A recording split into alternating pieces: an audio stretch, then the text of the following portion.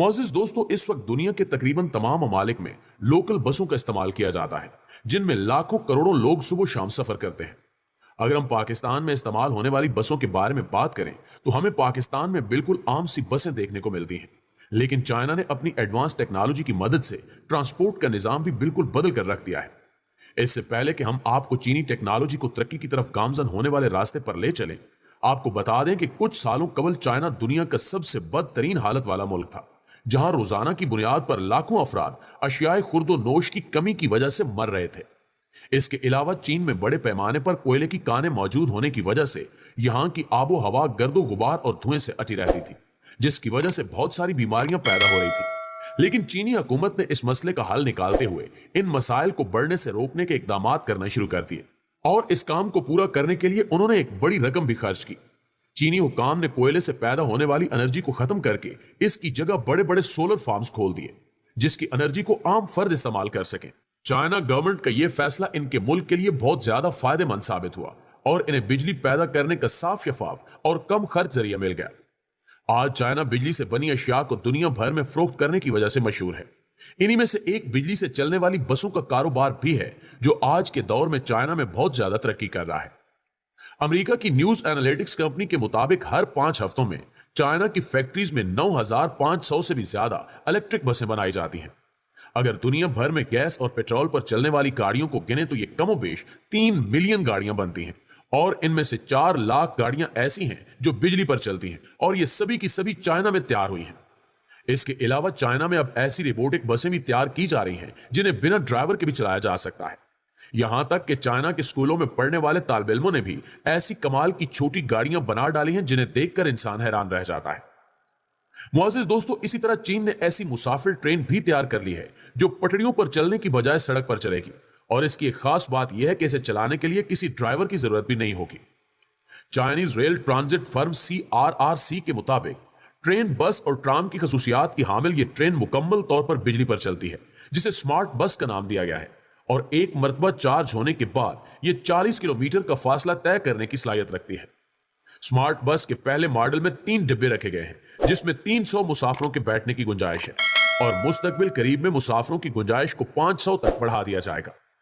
Train नुमा smart bus सड़क के बीचों बीच लगाए गए सफेद निशानात पर चलती है। सड़क पर लगाए जाने वाले सफेद निशानात दरअसल सेंसर्स हैं जो ट्रेन को करंट फ्राहम करते हैं, जिसकी मदद से ट्रेन ड्राइवर के बगैर मुकर्रर रास्ते पर चलती है, जबकि ट्रेन में ड्राइवर की जगह भी रखी गई है, लेकिन वो अलामती है। नाज़रीन ग्रामी, ये बात तो आपके इल्म में होगी कि चीन की आबादी में तेजी से इजाफा होता जा रहा है। चाइना में मुसलसल बढ़ती आबादी की वजह से आलमी माहिरीन भी परेशानी का शिकार हैं, क्योंकि बढ़ती हुई आबादी की जरूरियात को पूरा करना एक बहुत बड़ा चैलेंज होता है। ताहम साइंसदानों ने एक ही जगह पर ऊंची और फलकबोस इमारत तामीर करके इस मसले पर काबू पाने के जतन शुरू कर रखे हैं, और यह कारोबार चाइना में भी तेजी से फैल रहा है। चीन बुलंदो बाला इमारत रखने वाला मुनफरिद मुल्क है, और इस मुल्क में आपको हर डिजाइन और स्टाइल की इमारतें देखने को मिलती हैं।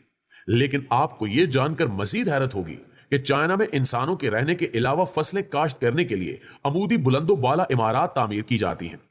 चीनी इंजीनियर्स ने बड़ी मुहारत के साथ कई इमारत तामीर की हैं जो दिखने में तो दूसरी बड़ी वर्टिकल इमारत जैसी ही होती हैं, लेकिन इनमें लोग नहीं रहते बल्कि फसलें काश्त की जाती हैं। ये इमारत अमूमन 2000 स्क्वायर मीटर की होती हैं, और इन इमारत में सालाना हजारों टन फसलें काश्त की जा रही हैं।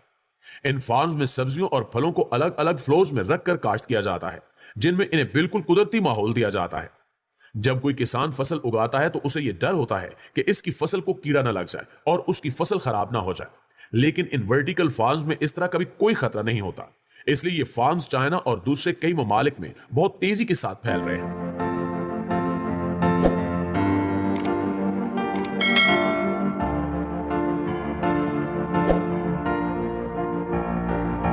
अगर आपने कभी किसी होटल में वक्त गुजारा हो तो आपको पहले रिसेप्शन पर खड़े अमले के लोगों से बात करनी पड़ती है, जिसमें आपका बहुत ज्यादा वक्त सर्फ हो जाता है। लेकिन चाइना ने इंसानों का कीमती वक्त बचाने के लिए रोबोटिक होटल बनाया है। 2019 में चाइना के शहर हांगझू में 300 कमरों पर मुश्तमिल एक रोबोटिक होटल खोला गया है। इस होटल के जिस कमरे के लिए आपने पैसे दिए होंगे, उसमें जाने के लिए आपको किसी भी चाबी की जरूरत नहीं है, बल्कि आपको कमरे के सामने उसके दरवाजे पर जाकर खड़ा हो जाना है, और फिर उस दरवाजे पर लगा स्कैनर आपके चेहरे को स्कैन करके आपको अंदर जाने की इजाजत दे देगा। बात सिर्फ यहीं पर खत्म नहीं होती, बल्कि इस होटल की एक एक चीज रोबोटिक है। अगर आपको इस होटल के अपने कमरे में टीवी या लाइट्स ऑन ऑफ करनी है तो आपको उठकर इलेक्ट्रिक बोर्ड तक जाने की जरूरत नहीं, बल्कि आप सिर्फ अपनी आवाज से कमांड देकर भी उसे कंट्रोल कर सकते हैं। ऐसे होटल्स में रहने पर आपको अच्छी खासी रकम खर्च करनी पड़ेगी, लेकिन चाइनीज हुकूमत के मुताबिक आने वाले कुछ सालों में किराए की मद में ली जाने वाली रकम बहुत कम कर दी जाएगी।